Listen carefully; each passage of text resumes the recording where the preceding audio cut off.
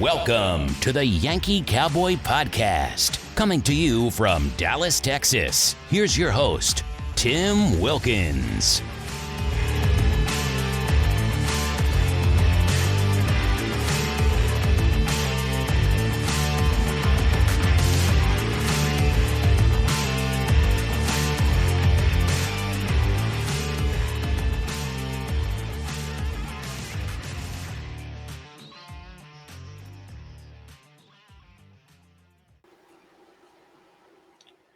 Ladies and gentlemen, welcome to another episode of the Yankee Cowboy Podcast.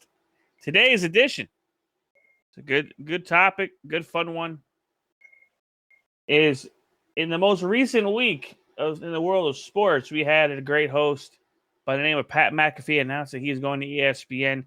We're going to take the outlook, the projections of what may happen. I'm joined by the co-host, Chris, joining me once again. Chris, I appreciate you joining me for this awesome topic. The reason why we're bringing this up, I appreciate it, bud.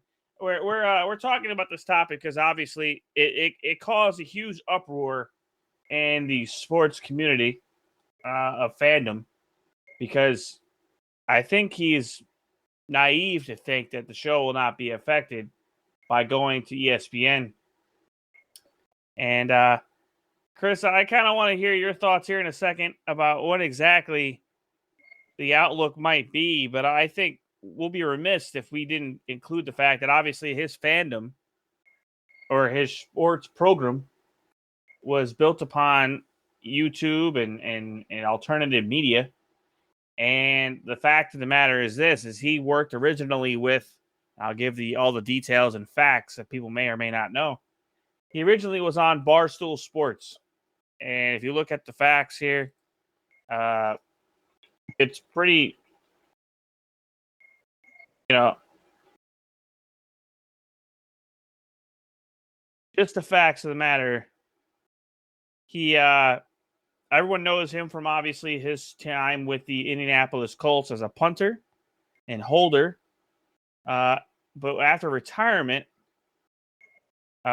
he went to Barstool Sports and was hosted on Sirius XM channel and had a show there. In 2018, he left Barstool Sports and he decided to open up his own business called PMI, which is Pat McAfee Incorporated. And it's obviously the show started small and ran on Sirius XM. Had a show with the Hockey Talk, which that's obviously Mike Rupper and AQ Shipley, a lot of other hosts that went along the way. And in 2019, he did a 2-hour weekday radio show. The Pat McAfee Show started in 2019 and was on Westwood One. And then in 2020, he left there, went to Mad Dog Sports Radio on Sirius XM from 12 to 3. And pretty much what you see now, what the show has become, is now the current day product. And so he got himself a job at ESPN's College Game Day. So he's obviously been exposed to and has done also simulcast during the college football season. So this recently, last week, there was some speculation of where he was going to go, and it was a no-brainer. We as fans knew kind of where he was going to go. And obviously he went to ESPN, which a lot of fans, Chris, I think we can agree, are kind of at a point where they're like, you guys just ruined everything you guys built based on going to the mouse. And rightfully so. I'm right there with them in that belief. He even said it. He can't swear. That's going to happen. There's going to be a lot of, let's just talk about it, Chris. I mean, what is your view of ESPN? I mean, I haven't watched ESPN live hourly long programming, but I don't know Sports Center or anything else since I was probably early 2000s for me. And I haven't watched it really much at all. I'm not a fan of their programming other than, occasionally I mean, occasionally I might catch them briefly, but I don't stay on that channel very long. There's better sports programming out there. So want to hear your thoughts on it. I mean, I'll dive into it a little bit more here, but I think we'll talk about some of the the outcry about it here shortly. But I'll hear your Yeah. thoughts on it. Yeah. So, I think obviously a topic that's been big in the sports world here over the last couple of, last week to 10 days. And I'll give another plug to a show I listen to that's also an alternative is Fearless with Jason Whitlock, who has a really good in-depth discussion about the impact of McAfee's decision, and I really it's a great listen from a more holistic standpoint. But from our standpoint, and as you mentioned, I mean, I'll go back a couple of weeks ago. I was getting a haircut, and the barbershop had ESPN on, and I cut the cord years ago and don't watch outside of maybe a few live sporting events on ESPN. I don't watch any of their programming anymore, whether it be, you know, I think we all grew up, if you grew up in the 90s and the early 2000s, remember all the great stars of ESPN, the Stuart Scotts, the Rich Eisens, the Dan Patricks, just a who's who list of broadcasters, and ESPN, over the last, you almost could say the last almost 2 decades, hasn't really built any new stars. And as ESPN has continued to go down this this uh, this this woke path that they have over the last, I'd say, 5 to 7 years, where it's become really, and I'll quote the great Clay Travis, where he calls it MSESPN, where it's really sports is secondary and politics is first.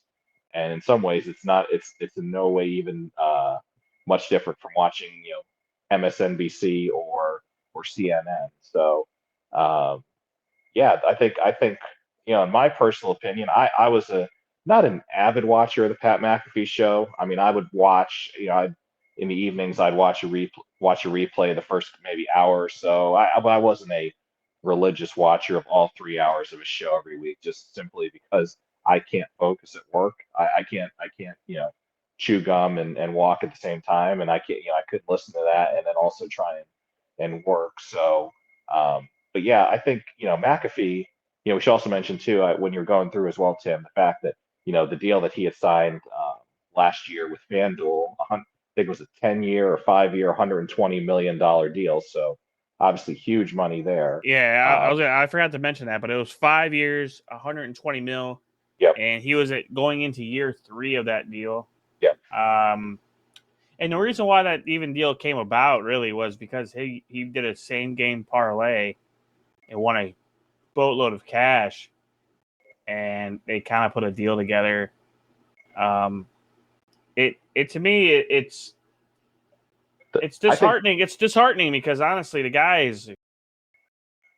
The frustration that people have is the fact that in this era of sports media, where everybody says it's a lot like the political news media. Everybody says the same thing. It's just regurgitated. It's the same talking points. It's the same worn out, boring topics. You get this one guy on here, Pat McAfee, who's got who's not as polished per se, but has personality, has a persona.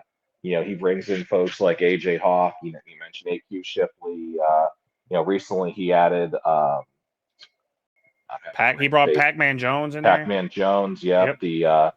The Toxic Table. I mean, there's a lot of good guys on that network. Too. Yeah. There's a lot of good guys on that show. And yeah. The one thing that kind of it's really bothering a lot of fans like myself is his approach to it was obviously, let's just give it full circle here and give it all full transparency. Him and his wife just recently had a baby girl, which I understood. But before this offseason occurred in the NFL season, he was talking about this kind of condensing down some of the behind the scenes stuff, which a network could help. And I understand as a business mindset, you kind of want that. But at some point, you're going to walk away from $120 million to go, which, by the way, the records of the contract with ESPN are not disclosed as of yet, as of the money and the time and the term. So, and I think, to be fair, let's just say hypothetically it's the same term dates, it's 5 years, and the money is undisclosed. That's whatever. I just think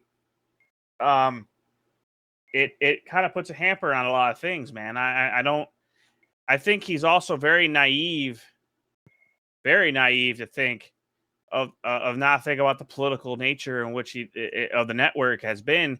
And I recently, and I will say this, we'll get into this again too here shortly. ESPN has taken obviously a very hard left turn when it comes to the politics side, and they're more of a pontificating and pandering to the left. When I mean by that, ladies and gentlemen, it is not some kind of blowhard statement when I say that. It is well documented. Some of the hosts on that network have gone left and have basically called every white man in the country a racist on that network. And it's supposed to be about sports on that network. And I'm not going to name any names on who that is because out of respect for journalism, sorry, but journalism's dead. But Janelle was not one of those people on that network that was some greatness on that network and drawing ratings. And so I just think that Pat is naive to the notion that he's not going to be there. He's saying it right now on his shows that, he's not going to be told what to do. But just for the simple fact that he's going on a network and can't say the word fuck. And I mean that nicely. Because he does swear. If you watch his shows, his opening with Ty Schmidt is the opening of the fucking doing the Mad Mel, and he swears during the opening. What the fuck are you doing? Like he has his entire opening has a fucking swear word in it. So you're gonna go into a network. What are you gonna do? Redo your whole opening? I guess so. The challenge, and sorry to cut you off, Tim, but I think one of the things that we need to talk about is the fact that we live in a time and an era where people long for authenticity. I think authenticity is huge in this day and age, and in all types of media, whether it's whether it's sports, whether it's news, whether it's politics, whether it's whatever, cooking. I think people long for authenticity. And the challenge now is the fact that there is no authenticity on television because folks, especially at these large conglomerate networks, are put in a very tight box of what they can and cannot say because ultimately the advertisers really make the call. And as advertisers who are so scared these days just by anything that somebody says that could be remotely controversial, can get you booted. So that's why the Pat McAfees of the world have become so popular because they're authentic, because they, we thought, I mean, in terms of Pat, we thought that Pat was, and he even talked about it, and you hear it in his current opening where he says, he doesn't want to be one of those made up phony characters. In a way, he's taking a direct shot at ESPN. But now it's like, okay, you were against the man, now you want to go work for the man. And I think that's the part that and maybe he does understand, maybe he is that naive that he doesn't understand. That's why people are so upset, because people long for authenticity. I will say this. I'll say this too, Chris, is when you watch a lot of his interviews, and I'll just include today's episode, which we record on 5/24, he has Michael Block, who is a sensational PGA pro that made the cut and finished in the top 15. He has UFC Dana White's on. He has the Sean McDermott on the show. He had a lot of, and his interviews are not like softball questions. Like I'll say every single interview I ever watch him do with an athlete is completely different than any other interview you'll have done by some person in media, because he comes across as a former player and it works and it does well. But I think he is naive, and I think on a media side, on a sponsorship side, he did have FanDuel. FanDuel pushed a lot of same game parlays and a lot of the sports betting side. And I understand for his ability to walk away from it. Hell, I'm surprised he didn't get sued for walking away from it. But that's just, just what I think about that. And then he has other sponsors on the show that I think, will translate into ads on ESPN. But to me personally, I don't see it working. I'll give him a season. And respectfully to him and his team, I think I'll give it a season. Before they realize that what they got themselves into and them going back independent and him going an alternative direction. I don't see how long-term sustainability is possible on that network. And I'll bring up this very valid point, Chris, that I just read today. And we did not think about this when we were talking about the show topic today, was that the Mouse, aka Disney and ESPN, did a huge layoff in the first quarter of the year. Yeah. And these guys that are working for the network, their final work dates here are in June, first week of June. So that announcement for Pat McAfee to take over and later in the fall, to my personal view, is tone deaf of the employees that are being laid off that are not some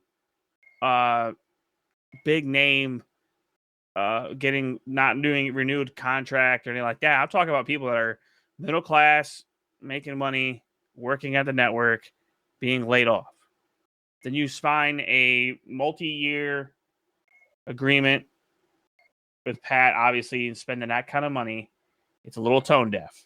And not to see anything from Jason Whitlock here, but everything that there's nothing wrong with Pat in a sense of signing the contract. Obviously, if you look at the transparency of the work he's done with ESPN in the past, it was a no-brainer in a sense, if that makes sense, when there comes a relationship.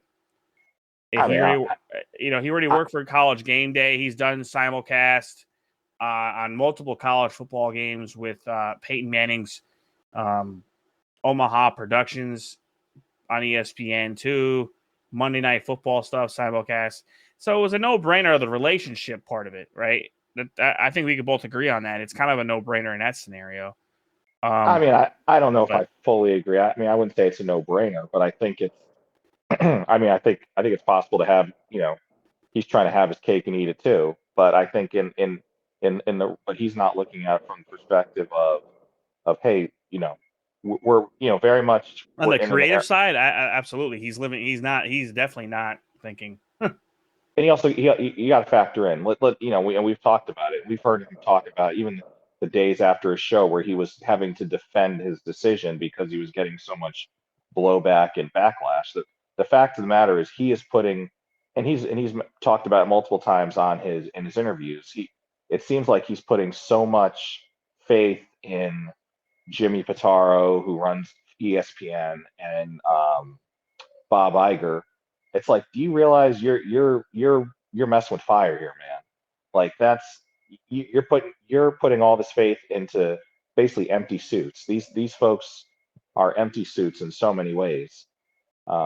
So it's very disheartening because the fact of the matter is, and listen, if he says, listen, I want to take some of the legwork that goes into building a show, because yeah, he talked about the amount of work, and doing shows in the back of of a truck in Louisiana and things like that. We can't say, and obviously he and his crew have put a tremendous amount of work in, but when it comes down to it, if you're going to excuse me, if you're going to want to be an alternative platform, be an alternative media, you have to realize that it's gonna it what comes with independence also means work. I mean, let's go. Well, I think we're forgetting a very big part of all this, right? And I think me and you, we're pretty, I would say, electronically savvy, right? I think we're pretty decently good on a lot of things. when it comes to like the world of life and social media and everything else on the internet. He did not announce in his announcement whether or not the the team's YouTube channel is going to be used during the show. It's going to be on ESPN's YouTube channel, but not his. So for me as a person, that means they got all the leverage on his ass. Everything. Every single thing. There's no like, hey, I put the episode on his own channel after the fact. Yeah. All the other shows that he does in-house, I'll talk about them because they're obviously worth watching. That's Hockey Talk, which if you enjoy watching and listening to people that have played the game talk about the game, that's Hockey Talk on Wednesday nights are awesome. And then you have, Hammer Down, which is, their gambling show. That's not going to be on ESPN. Those two shows aren't going to be on ESPN. So to me, it takes it kind of took.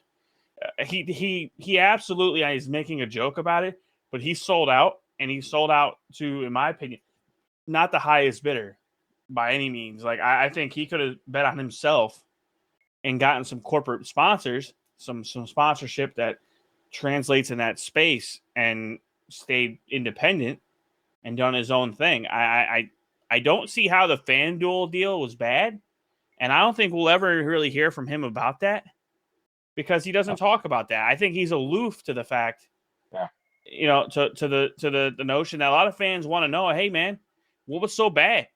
You're making $120 million. He was giving away $5,000 to $10,000 a day in giveaways. $500 winners. And if a guy makes a putt, if a guy throws a freaking football in a net, if a guy makes a half court basketball shot, they're giving away shit. And because they could.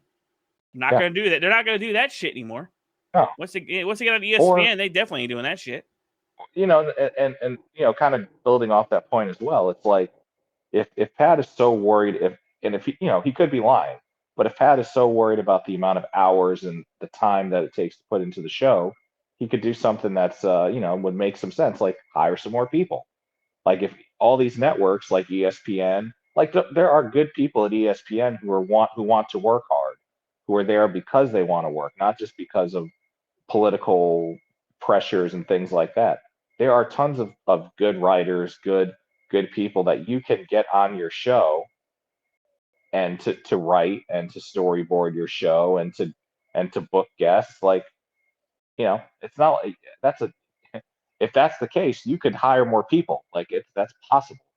I that's where I'm like, okay, man, like you say you want to take some of the pressure off, but it's like, yeah, you can also take the pressure off too by just literally hiring more people. Being an entrepreneur and finding people that are willing to do the job. That's one thing he also talked about was his I guess you can say lack of, or maybe his own lack of knowledge of booking guests. Like he'll just ask, hey, you want to be on the show tomorrow? Which is fine. But I mean, at the same time, man, like it works. I mean, like today's show was very, in my personal view, entertaining because it had a golfer by the name of Michael Block on, who is sensational over the last weekend. He was on there, which I'm not talking about he has a sit-down guy sit on a couch and has an interview. No, he pops him up on a Zoom call and you ask him questions. Like he's a good interview. Obviously, everyone knows who the hell Dana White is. Dana White's going to go on there and promote his Slap 2 on Rumble Sports. And then you got Sean McDermott, who is the head coach of the Beals. And, it's just kind of one of those things where as a show, you enjoy it because it's like, cool. You get to hear from people that you normally don't get to hear from. And that's a great thing. That's cool thing about Pat was he even had Ross Chastain on, which actually AJ Hawk was the one hosting the show. And Chase Elliott was on it. Yep, Chase Elliott was on it when he made his return, and so it's from all intents and purposes, a lot of guys can talk about maybe the easiness. I think a lot of guys enjoy going on his show because how easy it is to get on the show, and how it's approachable and how he goes about doing it. But at some point, Chris, I think he won't realize how bad this deal really is until I would say halfway through the season. That's just me. Because everybody knows that the football season for him in the world is pretty chaotic. It's for him personally, it's Monday through Friday his show. When this last season, he was doing College Game Day live. He was doing AJ Hawk would fly in or drive in on Thursday night, host Friday. He'll be live on set somewhere for College Game Day, and then he'll do College Game Day Saturday morning, then fly home, and then obviously watch NFL stuff and do it all over again. He had to step away from his WWE announcing gig so he could do College Game Day. So I think, seriously, to a lot of fans out there, I think they're correct in their assumptions that he sold out. The fact of the matter is, long term, I don't see that show being anywhere as near as good as it is right now. No. Once you put the censorship button on his show, it's going to be very, very, very bleh. Like I mean, dude, the opening of the show is like it's how many times he says, "What the fuck are you doing?" Like he does it. He drops the F word like 3 times in the intro. Like it's done. Like once he gets rid of that introduction, it's over. It's gonna be like every other show. And that's where and you're right about that. I think it will be because, and I know he cracked a joke about it, about how there's going to be blocked segments and stuff.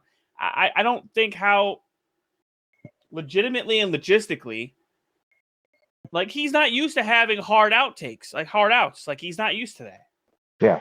He did it a couple times with Sirius XM. He had hard outs with Westwood One, but like I'm talking about like every day having a hard out at the top of the hour or the bottom of the hour, and then you have a midway half of the hour. Like it's different, dude. Like television nowadays and legacy media days, dude, is so just bleh. Like it just, I can watch on YouTube. Like also too, man. Like you just talked about it earlier when you did your answer about like if you can't watch it the same time it's going on live, you can go back and watch it, right?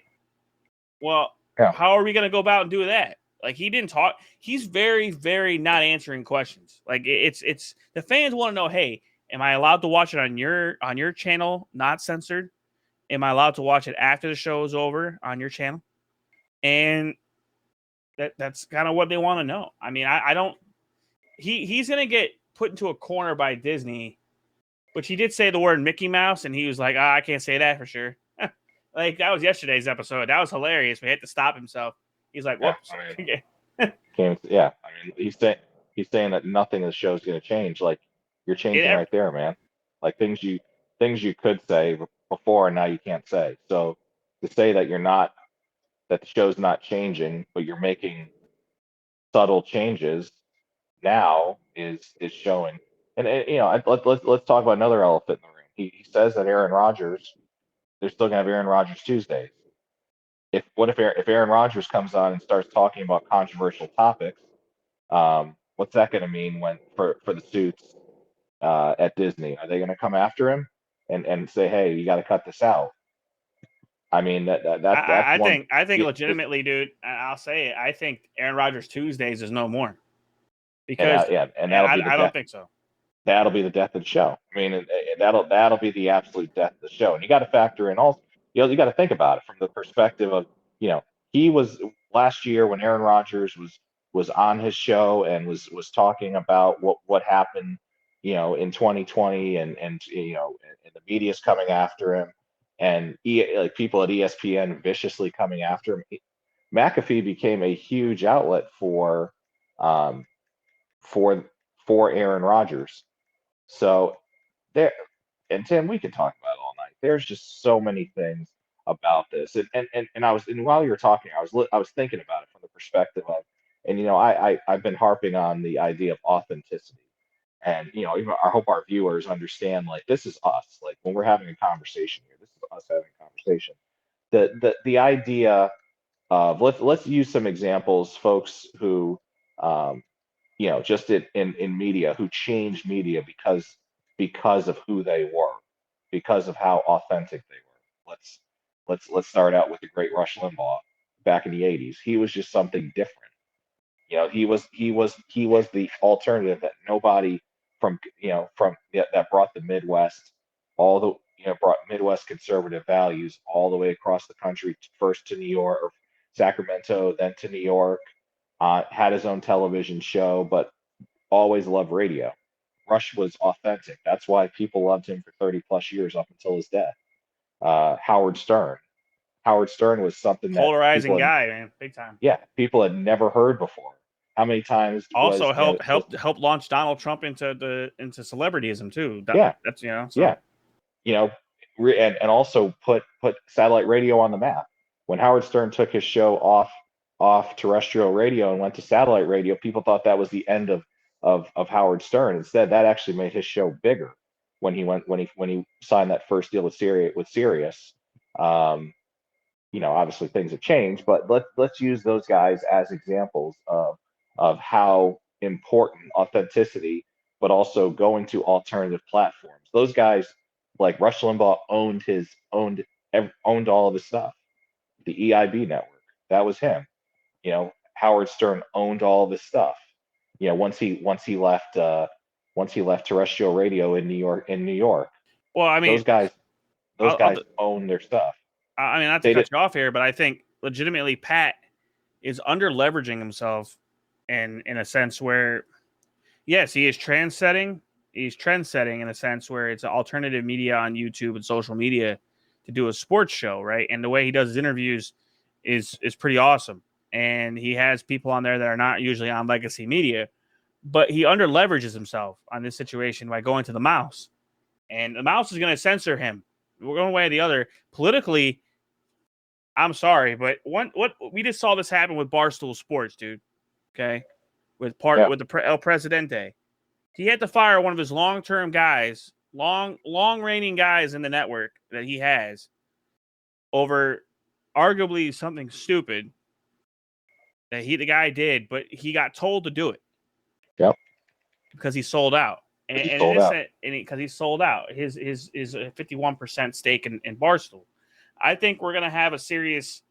All it takes is one of those guys on that channel, on that show, to say something offlandish, and to be off the show. That's all it's gonna take. Boston Connor, Ty Schmidt, nothing wrong with those guys as people, but they're gonna learn real quick that they're gonna keep Pat McAfee on, but they can get rid of you. Yep. And I just think that legitimately, with that scenario, it's going to happen. It's going to happen with one of them. Now, you're talking about Rush Limbaugh. You talk about those guys. In my opinion, it's tough. You can never compare anyone to the greatness that is Rush Limbaugh. You can never compare. It is a night and day, apples to oranges comparison when it comes to the man behind the microphone, the greatest microphone known to humanity in the conservative movement on radio. He was better. I listened to him every single day when we were in school, dude. Every single day. One way or the other, I got to listen to him. It was during my commute. It was during any of my other stuff that I was doing, but it was a part of my day-to-day life because you listen to him and he was talking about everyday issues. Like he was talking about everyday life with people across the country. And you heard the pulse of the country. Like he take phone calls every single day. Arguably, you heard it. And that's what I think Pat doing as well on his show now. He's starting to take more and more phone calls. But they're all just congratulatory phone calls. I don't think he has taken one negative phone call on his show about this whole thing, which I think he needs to. I think he needs to, in order for this to blow over, and I know we're wrapping this up here, in order for it to blow over, he either has to overcome the obstacle that is in the room, the fat elephant in the room, not the mouse, the fat elephant in the room. He has to put the fans at ease, and his fans are not at ease by any means of the imagination because we know who ESPN is. Exactly. We've already gone through this before. We watched some of our greatest personalities that we used to watch when we were kids leave the network, i.e. Dan Patrick. I used to watch a lot of ESPN when I was a kid. But when these guys are getting signed, these huge on-air personalities are getting huge sponsorships, not just sponsorships, but like a huge contract. Stephen A. Smith, I have no personal qualms against Stephen A. Smith, but he deserves every piece of dollar he's ever made on that network because of the work he's put in over the years. He's also stayed with them by loyalty as well. he's also started doing his own podcast. Yep, and now that's just recently too. So I mean, he's done that, and then he has you have Michael Greenberg, Greeny, which Mike and Mike in the Morning was arguably the most legacy media radio show during the 2000s. I mean, they had to separate we don't know how that whole deal went by. I'm not a fan of ESPN. I like Fox Sports. I like who I like to watch. That's just who I am as a sports person. Like, I watch MLB Network in the morning with MLB Central. I used to do Good Morning Football. And, I watch McAfee, and then I'll go back during baseball season, which lasts almost the entire length of the year. I'll go back to MLB and watch baseball, which right now, the games are on right now. So to me, to wrap this up, man, I think what happens, Chris? I mean, how long do you think? You're in your opinion, how long does it last? Well, I mean, I give it a year. I give it a year at most, in my opinion. Because I think a year is respectable in a sense of the show. I think he never leaves College Game Day now. I think he's on there as a permanent staple on College Game Day. But I don't see that show lasting more than a year on the network. I just don't. There's going to be too many speed bumps and hiccups along the way, man. There just is. Absolutely. I mean, I don't know about your feeling on it, but what other he doesn't do ad reads on the show. He had Boston Connor do his ad reads, which he botches every single time. I mean, I don't see who sponsors his show. So on a standpoint of money and sustainability, how do you stay on the network? Who you bring into the table that's going to stay with you on the mouse? I mean, there's no money, and Aaron Rodgers can tell him right now, hey, I'm not going. Yeah, I'm not going on the show anymore. Which, because it was blatantly obvious when this whole move was going on with Rodgers. They both were having a gamemanship of who could one up each other, So, and I think only time is going to tell. So, but I think we should timestamp this episode, and when things change, we'll definitely can come back and have the receipts. Absolutely. I appreciate it, man, for joining me.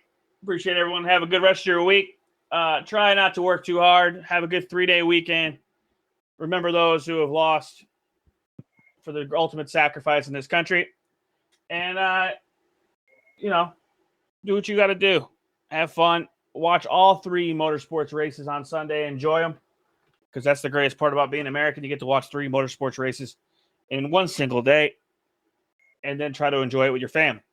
That being said, this is Tim, Yankee Cowboy, signing off. Appreciate it, Chris, joining me as always.